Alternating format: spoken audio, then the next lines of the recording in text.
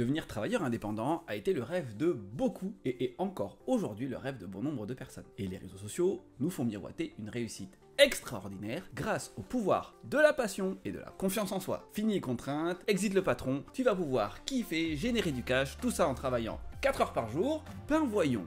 En étant hypersensible, pouvoir vivre de sa passion en bannissant toutes ces contraintes, ça peut vraiment faire rêver. Mais être passionné et avoir confiance en soi ne représente qu'un faible pourcentage de tout ce qu'il te faudra développer pour arriver à vivre de ton activité. Et il y a beaucoup trop d'aspects qui sont passés sous silence à mon goût. Et je trouve ça vraiment dommage. Parce que ça fait un peu plus de 10 ans que j'ai entrepris le voyage de l'entrepreneuriat. Et aujourd'hui, j'ai envie de partager avec toi les 10 leçons que j'aurais aimé qu'on partage avec moi avant de me lancer. C'est parti. Leçon numéro 1, le chiffre 1. Méfie-toi du chiffre 1. Le chiffre 1 est le pire chiffre pour un entrepreneur. Considère-le comme ton Dark Vador. Tu vois, un client, un fournisseur, une stratégie. Le chiffre 1, ça va représenter l'échec assuré à court, moyen ou long terme. Parce que tu n'es plus salarié. Tu es le héros de ton propre business. Tu dois avoir plusieurs options. C'est vital parce que si tu as un gros client qui te permet de générer en une année 40 000 € de chiffre d'affaires, ça peut être génial et tu vas t'enflammer. Sauf si ça s'arrête du jour au lendemain. Là, t'es dans la merde. Et tu sautes sur la case désespoir en une seconde chrono. Si tu as un fournisseur qui te promet d'excellents prix et que tu ne fais pas jouer la concurrence, le jour où les prix évoluent, t'es coincé. Et si tu bases toute ta stratégie sur le meilleur outil du moment, et si celui-ci change ses conditions d'accès ou disparaît, t'es foutu. Tu vois, la Batmobile, c'est bien. Mais tu peux prévoir aussi une Twingo, un vélo, une paire de pompes, ça marche aussi. Et là, tu vas me demander, peut-être, c'est quoi le meilleur chiffre pour moi? À partir de 3, ça commence à être bien. 2, c'est le minimum. Après, ça dépend de quoi on parle. C'est vrai que des clients, c'est bien que tu en aies plus que 3. Ok, mais tout ce qui est fournisseur stratégie, 3, c'est pas mal. Ça te permet vraiment de mesurer ce qui te semble le plus adapté. Et ensuite, si tu peux augmenter, c'est très bien. Et si tu arrives à 7, notamment avec tes clients, si c'est des gros clients, là, t'es pas mal. Mais bien sûr, ça se fera avec le temps. Donc, ne sois pas pressé. Commence avec 1, augmente le plus vite possible, et puis là tu vas me dire, mais comment on arrive à ça? T'inquiète pas, ce sera la clé numéro 3. Bien. Numéro 2, oublie-le, garde tes projets secrets. Par pitié, ne reste pas dans le silence, c'est la pire chose à faire. Je me rappelle ce moment où je me disais, non, il faut pas que j'en parle, on va me voler mon idée, je vais tout préparer en sous-marin, et ensuite je lance le truc. Comme ça. J'ai eu largement le temps de foirer chacune des étapes, tranquille dans mon coin, et au moment du lancement, qu'est-ce qui s'est passé?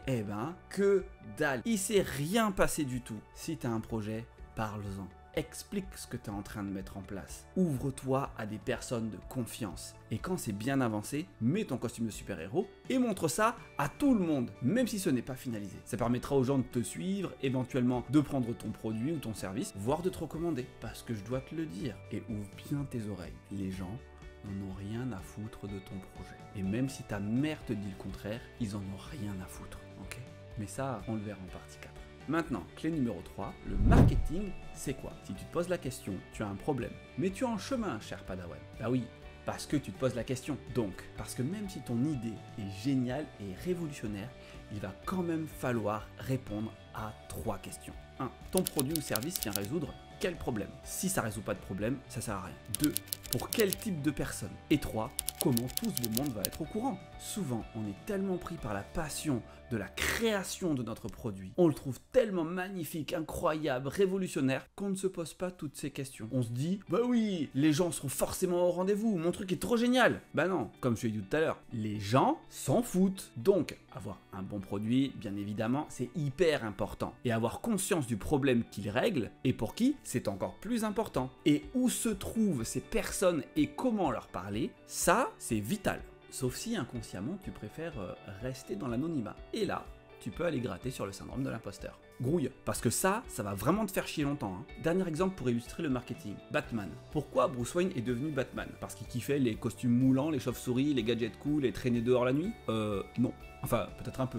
Mais il avait capté que les habitants de Gotham City avaient besoin d'un héros. Enfin, pas directement. Ils avaient besoin de retrouver un sentiment de sécurité et d'espoir. Le héros est devenu la solution. Et le costume moulant, le masque, la voix badass, ça c'est de la com. Voilà. Tu vois ce que je veux dire? Ok.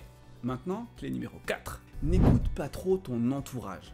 comme je te l'ai dit, vu que tu n'es pas connu, tout le monde se fout de ce que tu as à proposer. Je sais, je le répète 3 fois parce que c'est hyper important, hein. J'ai vraiment appris ça dans la douleur. Sauf que tu peux avoir des personnes dans ton entourage qui vont te dire que tes idées sont incroyables, que tu es quelqu'un de formidable et que tu as complètement raison de faire ce que tu fais et qu'il devrait y avoir beaucoup plus de personnes comme toi. Et là, tu vas les entendre te dire « Oui, vas-y, lance-toi, c'est le bon moment, tu as complètement ta place, le monde a besoin de toi !» Ok, et cette phrase-là, toi, tu peux inconsciemment la traduire comme ça. Franchement, j'ai toujours eu besoin de ce service, dès qu'il sera sorti, je te l'achète, c'est clair. Tu dis naturellement que si on t'encourage à le faire, c'est que ces personnes seraient intéressées par tes produits. Oui, oui, oui. Et en réalité, ce que cette personne est en train de te dire, c'est « Franchement, je t'admire d'avoir le courage de faire ce que tu fais. Je suis pas forcément convaincu par ton produit, mais tu mérites vraiment de réussir parce que t'es quelqu'un de bien. » Tu vois la différence? Cette personne ne deviendra peut-être jamais ton client. Donc comme je le dis dans la partie 2, c'est important de parler de ton projet, c'est sûr. Simplement, méfie-toi de la famille et des amis qui vont certainement éviter de froisser ton ego. Sauf que ton ego, il vaut mieux le froisser avant de te lancer plutôt qu'après. Parce que si ça arrive après, bah 1, ton ego est froissé, et 2, t'as la dalle parce que t'as rien vendu. Tadam. Et maintenant, 5e et dernière clé pour cette vidéo, parce que comme je te l'ai dit, il y a 10 clés, mais je vais le faire en 2 vidéos, 5 pour celle-là, 5 pour la suivante. Prépare des procédures simples et reproductibles. Imaginons que tu aies des compétences particulières et que tu décides de donner des cours. Que se passe-t-il quand quelqu'un t'appelle? C'est quoi le délai d'accès par exemple? Est-ce que la personne peut venir dès le lendemain ou est-ce que c'est dans 15 jours? Est-ce que c'est en présentiel ou est-ce que c'est en distanciel? Est-ce que c'est chez toi, dans ton cabinet ou dans ton bureau ou est-ce que c'est chez le client?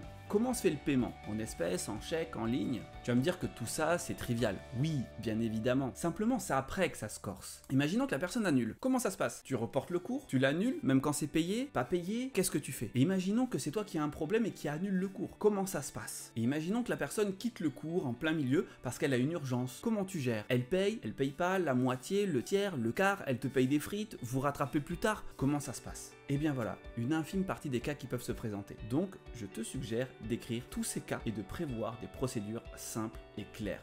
Et ensuite, présente les éléments essentiels dans ton entretien de vente, c'est-à-dire au moment où tu vas rencontrer la personne pour la première fois et lui expliquer les modalités de ton intervention. Parce que parfois quand on est hypersensible, hyper empathique, on a envie de faire plaisir, que ça marche, que ce soit cool, et du coup on fait du cas par cas. Mais le cas par cas, bah ça va bien 5 minutes. Donc il va falloir vraiment que tu te reposes sur des procédures établies, sinon ton niveau de charge mentale va juste exploser. Et ça, tu ne veux pas. Garde à l'esprit que la charge mentale, c'est la kryptonite de l'indépendant, et surtout la kryptonite de l'indépendant hypersensible.